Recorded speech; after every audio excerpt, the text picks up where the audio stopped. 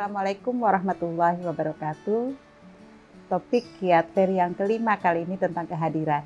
Salah satu topik yang sangat penting dan sangat berperan dalam tumbuh kembang anak-anak. Tentunya kita jangan lupa tentang topik-topik kita sebelumnya. Yang pertama adalah tentang cinta. Bagaimana kita menciptakan suasana yang positif bagi anak-anak di lingkungan rumah dengan pelukan, dengan sentuhan. Topik yang kedua tentang menjadi orang tua yang visioner. Bagaimana kita merespon kesalahan dengan pandangan jauh ke depan, visioner dengan menjalankan disiplin positif. Kemudian topik yang ketiga kita bahas tentang semangat belajar, bagaimana kita sebagai orang tua harus menjadi contoh yang baik sebagai pembelajar yang terus memperbaiki diri, yang terus belajar tentang praktek-praktek parenting yang bisa bermanfaat untuk anak kita. Kemudian pada topik yang keempat, bagaimana kita menjadi orang tua yang menjadi contoh dalam menjalankan rutinitas keagamaan dan juga membangun suasana keagamaan di rumah. Topik yang kelima ini tentunya tidak lupa saya sampaikan adalah dari pengalaman pribadi yang kita jalankan bersama di keluarga. Kita akan mulai dengan pertanyaan yang pertama. Bagaimana membuat anak selalu nyaman untuk berada di dekat orang tuanya? Rasa nyaman pada anak-anak tentunya akan membuat mereka menjadi lebih dekat dan lebih terbuka dengan orang tuanya. Kita ingat pada topik pertama, bagaimana kita membangun kedekatan dengan anak melalui cinta, melalui bahasa cinta. Apakah itu dengan sentuhan ataukah dengan kata-kata yang positif, kemudian juga jangan lupa mengekspresikan cinta dengan ciuman, pelukan, dan lain-lain. Selain juga menciptakan suasana positif di rumah. Dan ini akan menjadi bekal bagi anak ketika ditanamkan sejak kecil untuk merasa nyaman mengekspresikan dirinya di depan orang tuanya. Selain itu, kita terbiasa mengapresiasi hal-hal positif dari anak kita. Jarang mengkritisi, atau mungkin kalaupun mengkritisi kita gunakan dengan cara-cara yang positif. Tentunya ini proses yang tidak singkat, prosesnya lama sejak bayi lahir hingga dewasa. Kedekatan itu harus terus dibangun. Bagaimana caranya seorang ibu yang berkarir namun ingin tetap bisa mengikuti tumbuh kembang anaknya? Saya sampaikan bahwa kehadiran orang tua itu tidak hanya fisik, tetapi bisa juga kehadiran dalam bentuk mental, bahwa orang tua itu bisa diandalkan, orang tua kita bisa diandalkan oleh anak. Ketika dibutuhkan akan selalu ada. Itu salah satu cara mewujudkan kehadiran kita dalam mendidik anak di rumah walaupun secara fisik kita di luar rumah. Sebetulnya peran orang tua tidak bisa dikerjakan sendiri. Harus dibantu oleh orang-orang di sekitar kita. Apakah kita bekerja di luar ataupun kita tetap di rumah. Karena itu, seperti yang pernah saya sampaikan, kita sebagai orang tua harus menjalin pertemanan bersama orang tua lainnya dari teman-teman anak-anak kita. Dan disitulah kita bisa saling menitipkan dan saling memantau gimana perkembangan anak kita. Karena waktu anak kita biasanya tidak hanya di rumah, tapi banyak waktunya bersama teman-teman yang lain dari anak-anak teman kita. Mereka adalah partner dalam mendidik anak-anak kita. Selain juga tentunya dengan orang-orang yang kita titipkan anak-anak di rumah.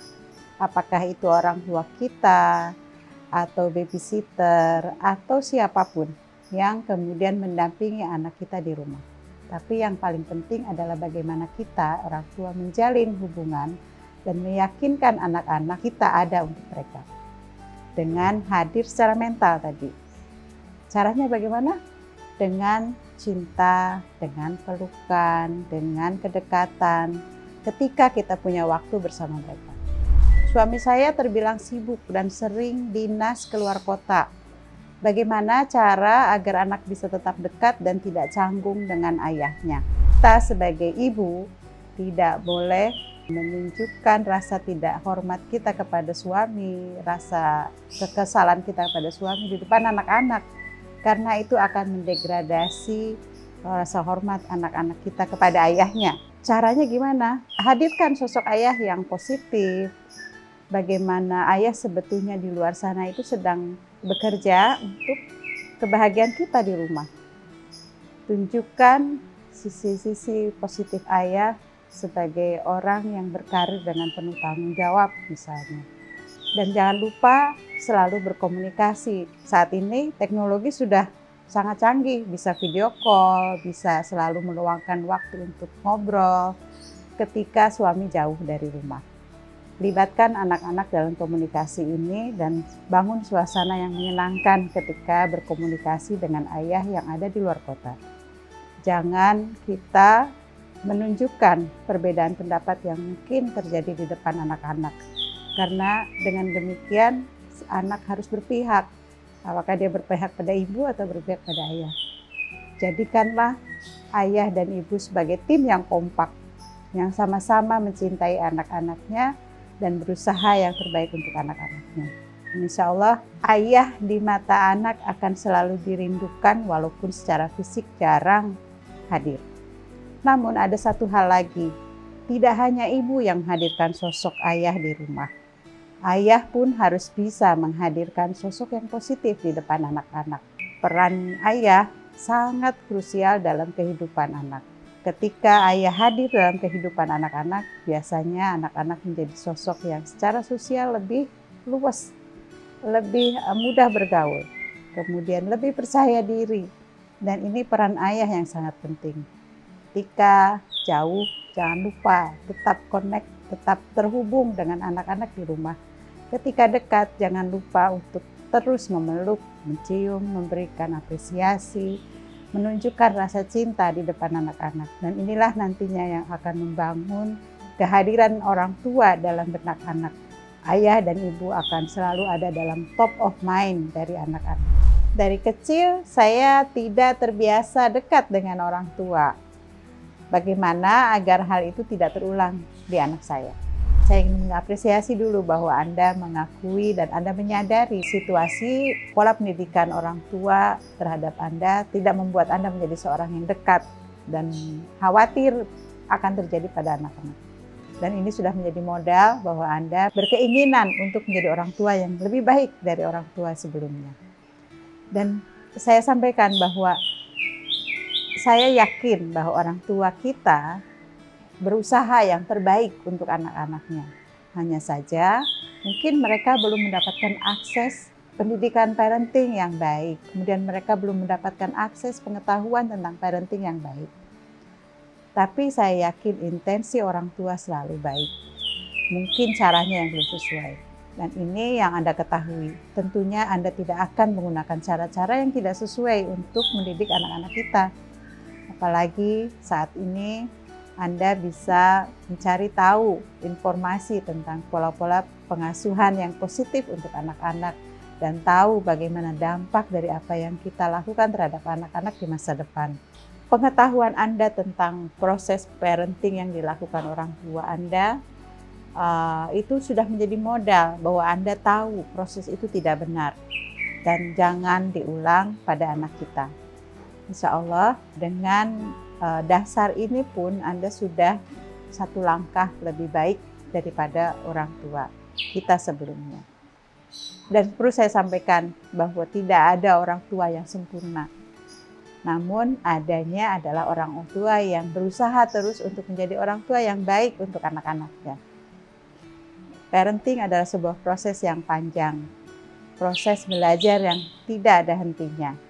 Jadi selain upaya kita untuk terus memperbaiki diri, jangan lupa juga untuk berdoa kepada Allah untuk mendapatkan lindungan dan kesabaran dalam mendidik anak-anak kita. Anak saya mulai beranjak remaja. Ada beberapa hal yang membuat kami sebagai orang tua was-was dengan pergaulan saat ini.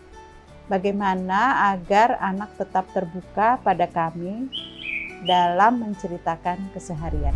Ketika anak bercerita misalnya, aku digangguin sama anak laki di sekolah, teman-teman laki-lakinya di sekolah.